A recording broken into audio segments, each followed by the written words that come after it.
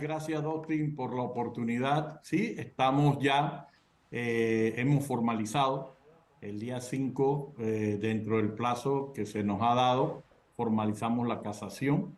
Sin embargo, mantenemos observaciones en cuanto a las irregularidades en la documentación y en el expediente, pocas veces vista, para no decirte que nunca habíamos tenido una experiencia que nos entregaran material incompleto, con falta de páginas y con situaciones irregulares que ya la hemos puesto en conocimiento de los magistrados del Tribunal Superior. Aparte de eso, el término lo han computado sin considerar recursos de apelación de algunos defensores y una aclaración que solicitó otro defensor de uno de los condenados. Y eso también nos ha sorprendido que se omita en el procedimiento porque esta precipitud pues contamina la decisión, los términos legales, como dijo la presidenta de la Corte recientemente en un comunicado, deben respetarse y pues no encontramos asidero por qué en el caso de Ricardo Martinelli se reitera el cambio de jurisprudencia o en este caso por encima de lo que disponen las normas, lo que va a ocasionar que tenga que haber correctivo, ya sea por el mismo Tribunal Superior o por la Corte Suprema de Justicia como agotamiento de los recursos internos frente a las situaciones. Sí, también es de un hecho de público conocimiento que la defensa del señor Martinelli a través de diferentes abogados ha interpuesto un número plural de amparos, producto que tampoco es normal en el sistema, producto de los excesos cometidos por el magistrado Mata como ponente principalmente. Y en el caso específico de la sentencia, se va a discutir cómo se pudo resolver una apelación contra una sentencia que se hizo una ruptura imposible jurídicamente, pero son hechos que, como tú lo has dicho, marcan la historia procesal y al final lo que hay que buscar es que el sistema se fortalezca y que entendamos que los operadores del sistema de justicia pues defiendan esta institucionalidad y no que se resquebraje aún más esta situación judicial cuestionable. Carlos, tuvimos la oportunidad de leer parte de ese recurso de casación, son más de 50 páginas, pero en resumen, ¿qué contempla este recurso y qué esperan ustedes como defensa de esta acción por parte de la defensa de Ricardo Martinelli? Bueno, te voy a dividir la situación en dos partes. La primera parte es el grave cuestionamiento de la defensa a través de incidencias que se notificaron puntualmente, por ejemplo, el testimonio, uno de los peritajes del señor o de los documentos informes del señor Eliseo Ábrego ni siquiera nos fue suministrado en las copias de USB. Dos, la digitalización se inicia desde el año 2019, cuando ese expediente no estaba en los tribunales. Por tanto, ha habido refoliaturas que no corresponden. Peor aún, hay casos más graves como que el denominado FECTO 01 declara a tomo 160, pero el FECTO 10, que es posterior, declara a tomo 159. Adicional a lo anterior, ha habido situaciones de que hay tomos en los cuales no aparecen 200 páginas. Hay refoliaturas que implican más de 150 páginas de cambio. Hay cronológicamente documentos del 2019 que están en el archivo como si fueran en la época cronológica del 2018, 2017. Y peor aún, si las magistradas de la Corte Suprema de Justicia al analizar, sea admisibilidad o de fondo, esta situación, ¿por qué expedientes se van a llevar? Por el físico, a nosotros no se nos entregó. Por el digital, son 5 ejemplares digital. ¿Por cuál ejemplar digital se va a hacer? Y peor aún, estos 15 días comunes en los cuales ni siquiera se respetó lo de respectivamente o sucesivo. Entonces, esa es la primera parte que está siendo discutido a través de solicitudes muy específicas, tanto nuestras como de otros defensores de otras personas que fueron condenadas. Por otro lado, en cuanto al recurso en sí mismo, se divide en dos causales probatorias. Una, que se apreció mal ciertas pruebas, por ejemplo, cómo se pudo apreciar la declaración de FECDO 01, FECDO 10, Gaby Betech, que por lo menos los dos primeros no se nos dio derecho a contradictorio, y así lo reconoce el tribunal, pero aplica mal la norma. Y en el caso del señor Betech, una persona que se incriminó y en el momento que se incriminó, supuestamente, según la fiscalía y el fallo, que no es nuestra opinión, también acusó a su hermano, Mike Betech. Entonces, pero cuando él declara en la audiencia, y pueden ver los videos, no se le leyó el artículo 25 de la Constitución Nacional. Y cuando nosotros pasamos a repreguntar, advertimos esta situación. ¿Qué hizo el tribunal? En vez de anular lo hecho en ese momento e iniciar una declaratoria nueva, lo que hizo fue proseguir, sin importarle que una persona había declarado bajo juramento sin haber sido advertido de sus derechos constitucionales y legales. Eso en temas formales es lo principal en la primera parte. En temas de fondo, formales probatorios. En temas de fondo, se valoraron testimonios como el de Mike Betech, Danny Cohen, Aaron Mirachi, Pipo Virsi, Felipe Virsi, perdón, los señores Corciones, que dijeron que ellos no hicieron nada ilícito, que sus dineros eran fondos lícitos. Entonces, ¿cómo tú valoras lo dicho por estos señores, inclusive por el señor Henry Mirachi, y esto que dice que él fue el que hizo la venta, que él fue el que hizo la diligencia, o como el señor Ricardo Chani, que dice que él no vio los libros, pero que él supone que el beneficiario era 60% Ricardo Martinelli y después dice que no le consta, y una serie de situaciones devalorativas que fueron desmenuzadas en las causales por separado. Por otro lado, está el testimonio del señor Francolini, está el testimonio del perito Guerrero, que refieren que Ricardo Martinelli hizo su aporte de origen lícito y que los aportes que el señor Francolini hizo eran de origen lícito y no hay contradicción en su declaración y fueron las primeras declaraciones dadas. Pero también hay elementos documentales importantes. Hay 3 certificaciones de los agentes residentes de las empresas, Midos, Multimedios e Ibiza, que certifican que están disueltas desde el 2014 una y desde el 2017 las otras. Entonces, ¿cómo es posible que se diga que se venden o que hay una titularidad de acciones que cambió en el año 2019, cuando ya para esa fecha estaban disueltas las sociedades?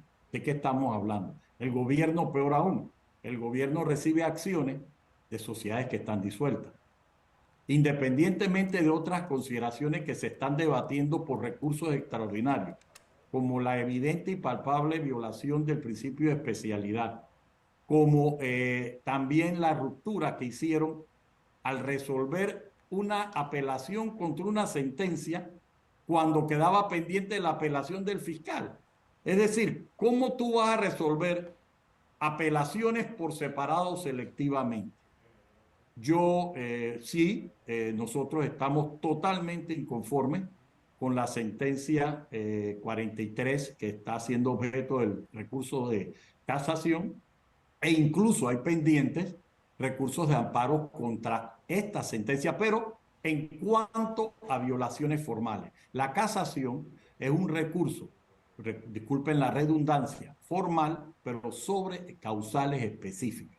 Aquí los temas de violación de los principios y garantías fundamentales de Ricardo Martinelli no están siendo objeto de análisis, sino en relación a valoración de las pruebas, que al final implicó que Ricardo Martinelli fue condenado por supuestamente blanquear dinero cuando no depositó, no abrió cuenta, nadie dice que fue él, sino que él aportó de su fondo legalmente establecido. Entonces, en estas circunstancias, la defensa pues ya se ha presentado el escrito, sí, es de 50 páginas, no es normal un escrito tan extenso, esto va en contra de lo que usualmente ocurre, pero es que lamentablemente con Ricardo Martinelli las cosas no se dan por los usos y costumbres, se Claro, dan por situaciones Carlos, extraordinarias. y esa sustentación que se tiene que hacer en ese recurso de casación tiene que ser muy específica y bien clara. Y a eso iba. ¿El recurso se elaboró en base al USB o en base al expediente o se hace la aclaración durante el recurso en base a qué se está citando? Porque todos estos detallitos de forma son importantes en un recurso de casación. O Por orden, por orden del magistrado Mata, se tuvo que hacer solamente en base al USB. así Y es. dentro del USB, una de las pruebas que estamos invocando, que fue mal apreciada, no aparece. Sí, y eso es totalmente un contradictorio dentro de todo el proceso y irregularidad que se repite en muchas partes del expediente. No hay magistrado que actúe en derecho que pueda aceptar, ni siquiera permitir, o quizás mirar a otro lado con la barbaridad jurídica procesal que se está haciendo. Nuestro cliente está siendo amenazado fuera del contexto legal por situaciones y actuaciones de hecho que provocan una inestabilidad jurídica para todo el sistema. ¿Tiene la Corte la posibilidad o la oportunidad, más que todo, de reparar todas las irregularidades de este proceso, incluyendo la audiencia de que nunca se llamó a los testigos para que sustentaran lo que acusaban, las decisiones que se toman en un fallo mixto donde hay una ruptura procesal? ¿Tiene la Corte esa oportunidad con este recurso de casación? Debe la Corte adecuar el proceso a derecho. Si no lo hace, el sistema va a seguir siendo deteriorado. Yo no creo que pueda hacer algo facultativo. Tenían el deber, primero los magistrados del Tribunal Superior. Lamentablemente el magistrado Mata no lo hizo. Todavía tiene una última oportunidad, sí. Sin embargo, los otros dos magistrados que participaron en la sentencia van a tener que decidir si aceptan que Ricardo Martinelli tiene derecho a apelar o no de una providencia arbitraria e irracional firmada por un magistrado como el magistrado Mata. Por otro lado, posterior a eso, es la sala segunda la que tienen que decidir sobre la viabilidad o no de mantener estos barbarismos legales. Finalmente, el Pleno de la Corte y el Tribunal Superior en alguna de sus salas en materia constitucional también pueden resolver el asunto. Lamentablemente, la posición institucional de la Corte, que no compartimos, pero seguiremos batallando, es que no quieren entrar vía amparo a resolver cosas que debió el tribunal resolver. Y con esta apreciación o esta posición jurídica que puede ser explicada pero no aceptada, lo que han permitido es la violación abierta a los derechos de una persona. Es un tema importante y va a ser histórica la decisión que tome la Corte porque también se está jugando la presidencia, un candidato presidencial con mayores posibilidades en todas las encuestas. Así que decisión trascendental de la Corte tras presentarse este recurso de casación. Carlos Carrillo. Sí, mira, internacionalmente ya ha quedado establecido en la jurisprudencia internacional que la afectación institucional de candidaturas de presidente, sea candidato o después de haber sido proclamado, no es reconocida por parte de los organismos internacionales. Si Panamá ocurre que por alguna decisión judicial Ricardo Martinelli fuera afectado en su situación de aspiraciones políticas, que no debe ser, estoy seguro de que se repetirá la jurisprudencia internacional de las calificaciones contra por lo menos lo que sucedió en Brasil, lo que sucedió en Guatemala, lo que sucedió con Nicaragua, como precedentes de no aceptar la descalificación de opositores o de aspirantes, sean en elección o ya electos, por asuntos judiciales o actuaciones procesales de los organismos de poder. Inclusive, en recientes acuerdos en Venezuela, se ha podido establecer la no viabilidad de las inhabilitaciones, situaciones que definitivamente si los organismos de justicia y los poderes reales en Panamá no lo definen, pues definitivamente a nivel internacional, durante el periodo electoral, va a haber graves consecuencias. ¿Por qué? Porque la libertad de sufragio es un principio fundamental que establece que todos tenemos derecho a elegir y ser electos. Por tanto, con todas estas aberraciones, aparte del daño que se hace al sistema, pero si una vez viste que alguien dijo que se podía acusar sin imputar y hubo algunos adláteres que aplaudieron y quedaron profesionalmente marcados en una corte que coyunturalmente miró a otro lado la mayoría de magistrados, pero dos de esos magistrados se atrevieron públicamente a sostener en sus fallos e incluso por entrevistas que se podía acusar sin imputar. Si se atrevió el Pleno de la Corte Suprema de Justicia en un momento en decir eso para perjudicar específicamente a Ricardo Martinelli, que ha sido el único panameño en esa situación, lamentablemente no ha habido correctivo. Se sigue la misma línea y lo que tenemos que aprender es que los gobernantes o las autoridades que deben ser electas es por voto popular, no usar la justicia y mucho menos como decirte, variar la justicia por un solo caso. Mira, o sea, la vergüenza que debe tener el magistrado Mata el 17 de octubre y el 18 de octubre del 2023, a mí me entregaron expedientes para que yo sustentara físicamente. Y que el día 2 de noviembre, con un precedente del mismo, el único magistrado que ha ordenado hacer esta barbaridad, corrieran 15 días comunes para todas las partes y encima de eso, con un USB incompleto digitalizado desde la Fiscalía. O sea, el órgano judicial ha usado la digitalización de la Procuraduría de Kenia Porcel para tomar un precedente de un expediente que no corresponde a las foliaturas que se tuvieron que ajustar posteriormente.